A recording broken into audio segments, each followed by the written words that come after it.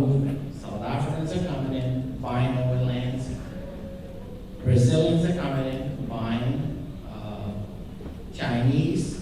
And so, you know what? It is time. It is time for us to start pulling our resources together and going home. We have the talent, we have the knowledge, we just have to trust. But make sure that whoever you're going to business with, that you have agreement and knowing what the recourse is and knowing how to resolve disputes when they come up before they do. Thank you very much.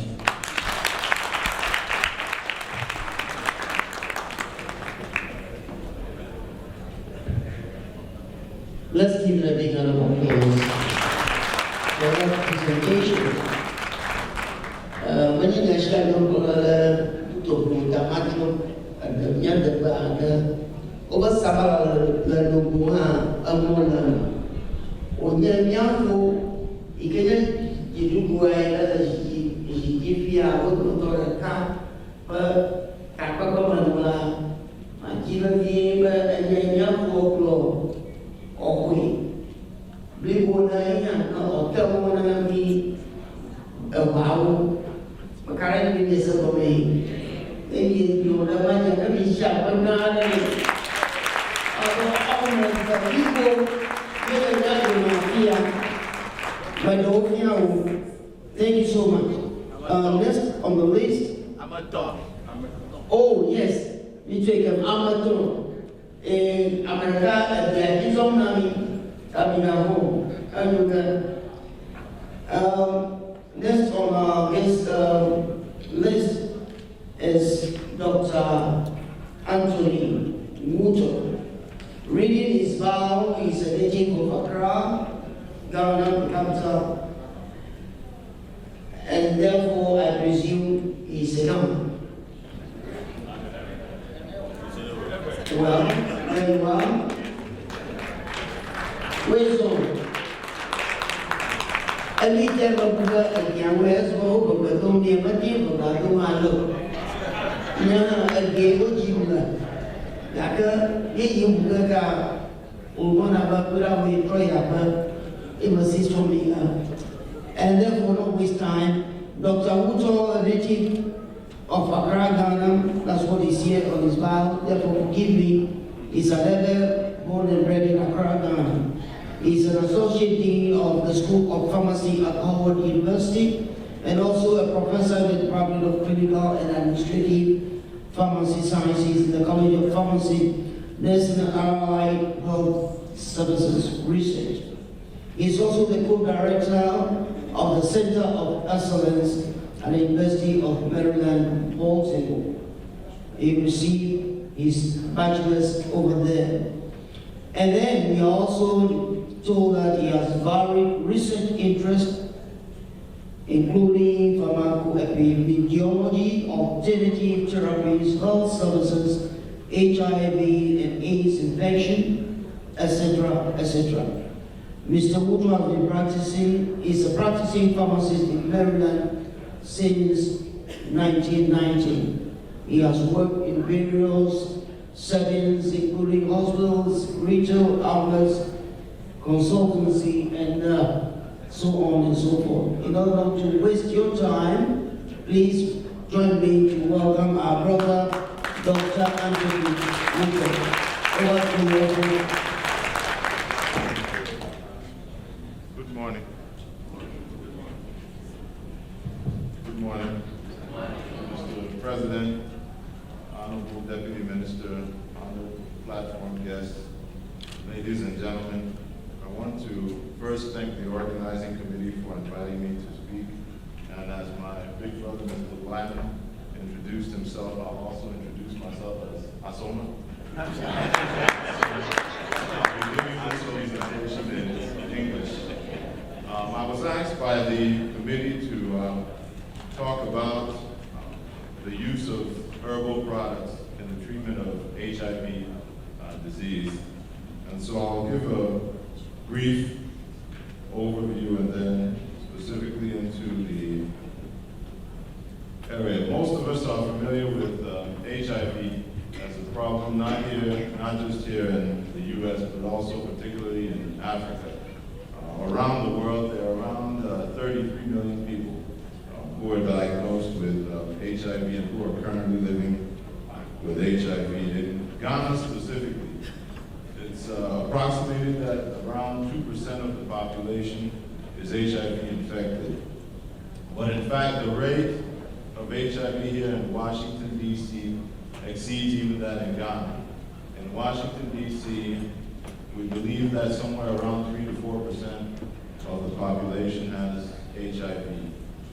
But in Ghana, that approximates to around 260,000 Ghanaians who are currently living with HIV. And the World Health Organization estimates that this number may reach 500,000 by the year 2015.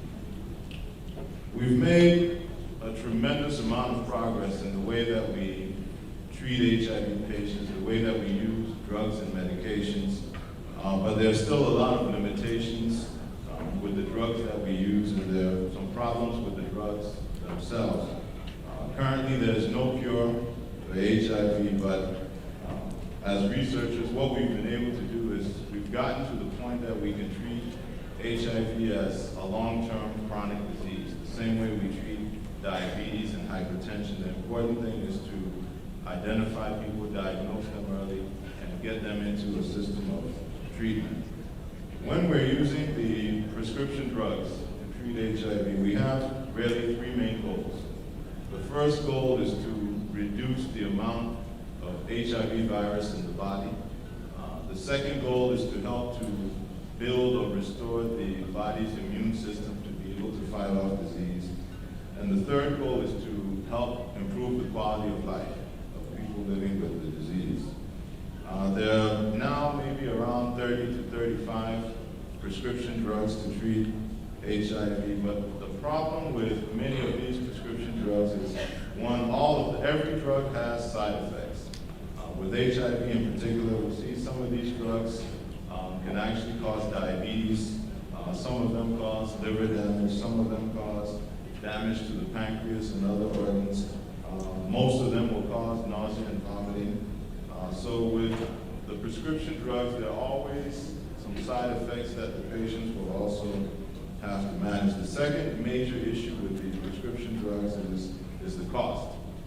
In the United States, for example, they cost somewhere between $1,000 and $2,000 to pay for prescription drugs to treat HIV. In developing countries like Ghana, the cost is somewhat lower, but the cost of living in Ghana, what an individual will earn, still makes it quite expensive to treat the disease. In many areas, they've experimented with various herbal combinations, plant products to treat HIV, and we'll talk about one of them in particular in a few minutes. But when we're using herbal medications to treat HIV, there's usually one of 6 things that we want to do. We either are using the herbs to attack the virus itself, or we're using these plant products to help with the other infections that people get when they're infected with HIV, or we're using it to help boost the immune system so the body can attack the disease itself, or we're using these herbal combinations to treat some of the side effects of the HIV or some of the prescription drugs.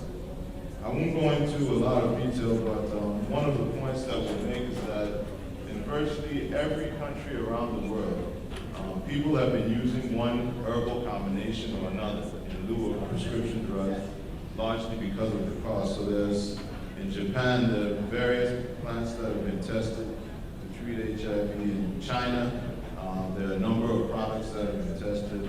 Some of you may be familiar with rooibos tea from Southern Africa, which has some effect against HIV. But even in Bolivia, Cameroon, Senegal, a number of products have been tested to treat HIV.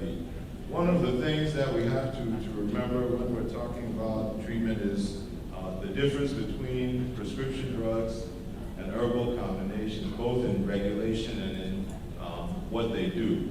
In the US, for example, every prescription drug has to be approved by the Food and Drug Administration before a company can market it or advertise it, or a doctor can write a prescription, or a pharmacist can fill it. Every drug has to be closely scrutinized. In the U.S., that same scrutiny isn't given to herbal products. So it's possible for me or someone else, if you have an herbal combination, so long as it's safe and not potentially damaging, it's actually permissible by the U.S. government to market it, to sell it, so long as you don't make very exorbitant claims. So the prescription drugs go through a very rigorous process for approval. Herbal combinations don't go through the same process, so there's some concerns there. But I'll talk specifically about one combination that we've been looking at from Ghana, specifically from the Ahoy area. There's a group of traditional healers, herbalists, who have been using a combination that they call Champion Killer.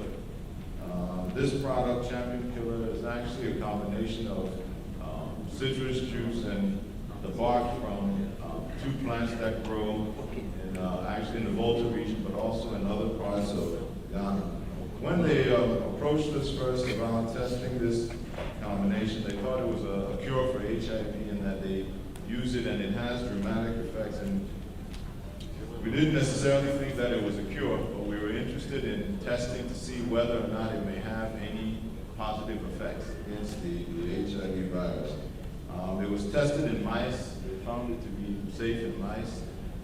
So we started looking at its use in people because they were already producing it, they were already selling it locally.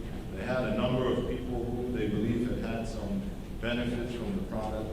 But again, one of the limitations with herbal products is because they don't have to undergo the same rigorous testing, it's difficult to substantiate claims unless you go through a rigorous testing process and then you have some actual evidence. So what we wanted to do is we put together a study, an experimental study, to be able to test this combination. And what the early laboratory results have suggested is that this product may indeed have some limited effectiveness against HIV.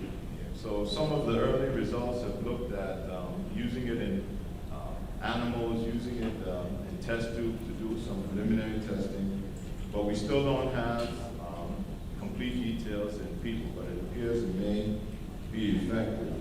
Some of the things that we have to take into consideration when we're looking at herbal products, particularly when they've been used by our traditional healers and herbalists, is that a lot of the big pharmaceutical companies have gone to Africa and Asia and South America, and they've essentially looked at some of the things that we use traditionally, and they've essentially stolen the knowledge.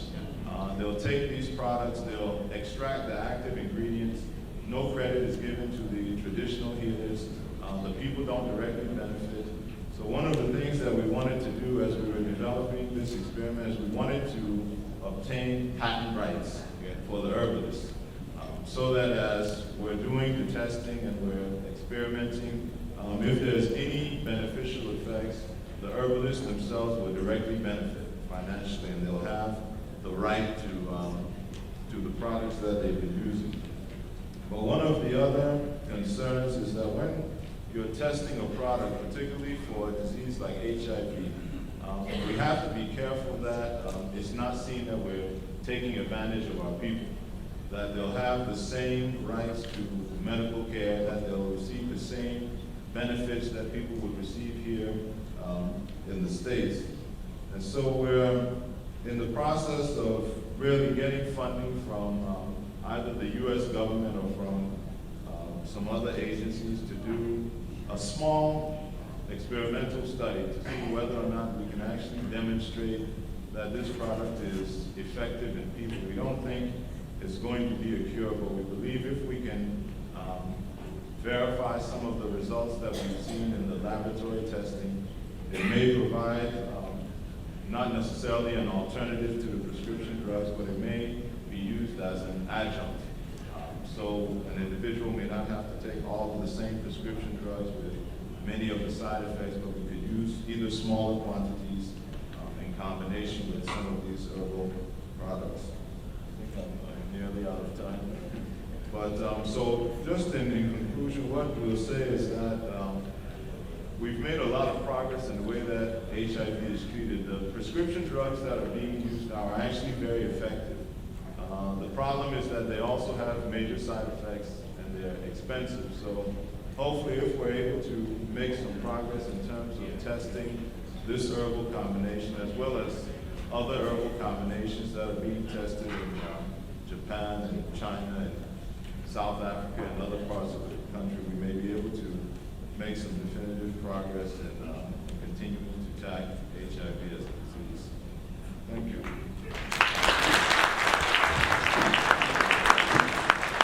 Thank you so much, Dr. Ujo. This special announcement, should have come earlier on. Those who want to give and give generously for the family of our deceased brother, Philip Fuga. A ball is being passed around, and we urge you all to give. Gama and Napoleon Sarkozy are doing there. Thank you so much. The next speaker needs no introduction. And therefore, I'm not going to go. Please join me to welcome to the podium our brother, Dr. Pam.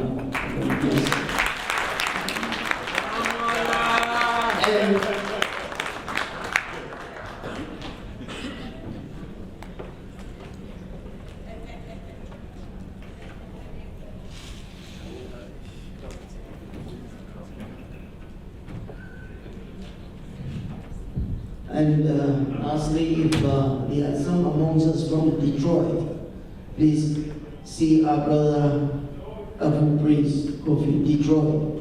Special message for those from Detroit. Please see our brother Kofi Prince. Thank you. Thank you, my brother Maun. Chairperson, honorable guests from Ghana and all other areas. It is my grandmother who once said, "Evitate mafuashia ko beyenya ya fufupa afotupo." I cannot mention everybody's name because that has been done many times ago. But there's one thing I want to acknowledge. Ahyapachi makbatubo. Tuba a second munya. Not tuba my lashiwo, not to lipo shira. Your grandmother taught you. The good work you are doing is well known. That tuba, someone I will put that.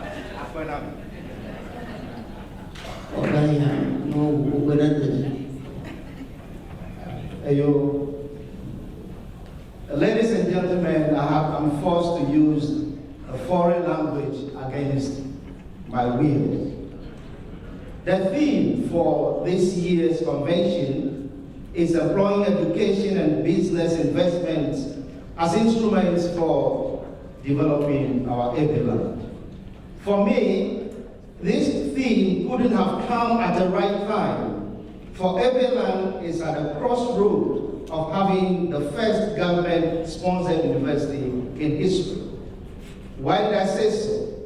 Ebelan is at the crossroad because plans, decisions, and the type of investment that the government makes today about the university in Ebelan will either make or mar the future operations and sustainability of university education and the economic development of Ebelan tomorrow. We all know that all nations in this world, entrepreneurship is seen as the engine driving the economy of nations, and this has resulted in growing interest in the development of education programs that encourage entrepreneurship. It calls for a kind of educational process and structure that levies formal education system to encourage and enhance programs for out-of-school potential entrepreneurs existing business owners, and those about to enter the playing field of business. But I have a problem. We are looking at education as serving as a preparatory function in relation to new venture initiations for a startup, whereby the transfer of knowledge and acquisition and development of relevant skills will be expected to increase the self-efficacy and effectiveness of the potentials of an entrepreneur. But my problem is, whose education? Whose education are we talking about? We in the developing countries must be very cautious, because the colonial education system we inherited and the adoption of foreign education systems in our contemporary times or in the new colonial times actually inhibits entrepreneurship. Hence, there is a need for reorientation of school systems to emphasize and value entrepreneurship if we are to cultivate that enterprise culture. The formal education system today is not particularly supportive of any entrepreneurship and possibly even suppresses the more important entrepreneurial characteristics. Let me tell you something. I love the words education, investment in the business. But this is a very sensitive topic, especially when the government had given, according to the information available to me, that we have received 3 million cedis to start university just this September. My grandmother says, Hoya go, alo leya da shia, maka pepi yamu. Nama onyo edevia bona abenoto choka yichie. Sweet words of pronouncements, if not backed by urgent action, leaves room for disaster in the future. And that is where my concern is about the kind of investment that the government will be making in the development of university education in the Ebe land. As I said already, I love the words education, business investment as instruments for development in Ebe land. And as I said, my question is, whose education system, what type of business investment can be an instrument in the development of Ebe land? I know, and we all know, that business development and investment promotes the participation of indigenous people in an effective economy. This calls for training for a career in entrepreneurship and small business development. It allows for the importation of ideologies that technologically will advance and enhance productivity, raise or provide funding assistance for indigenous business organizations. But I still have that problem. Whether the educational system is based on that of the African or that of Ebe land or from somewhere else. Whose education system and from where are we importing this type of business investment that can be instruments in the development of Ebe land? Is it from Europe? Is it from China? Or is it from America?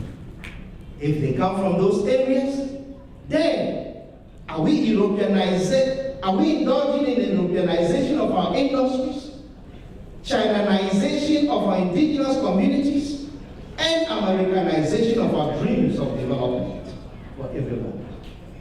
Because of time, I would not like to delve too deep into the phenomenon, but here are 3 propositions that I want to present to you all. I come from a small village where everyone knows everybody. In those days, we did not have many churches around the corner with all manner of loudspeakers by the roadside or in every alley. In those days, we never had padlocks on our doors. What we had were just a black bag a photo day. And yet, you could leave your door ajar and travel from Abo to Ghana, Accra, Bandung, and other places and come back. And all your items will be intact. Yet today, in the holy name of development, which we call Nkubu, with so many churches in every house, in basements, in kitchens, every town and village, and all our young men and women running here and there with Bibles under the armpit, crime wave in the society has solved. Have we, as a people in Ghana, ever sat down to ask ourselves why? Who are those people sitting in those churches? Or have we ever sat down to unravel the mystery in important development agenda? This brings to me the second and the third proposition. My grandmother says, "A Japale kokuba, yemala dama, na ya sopla yefukokulu. No matter yefukokulu, akwashi wiye Japale kokulu. Gaka, Amabia Misaba, Amaka, yefukokulu fi atoka mwepo.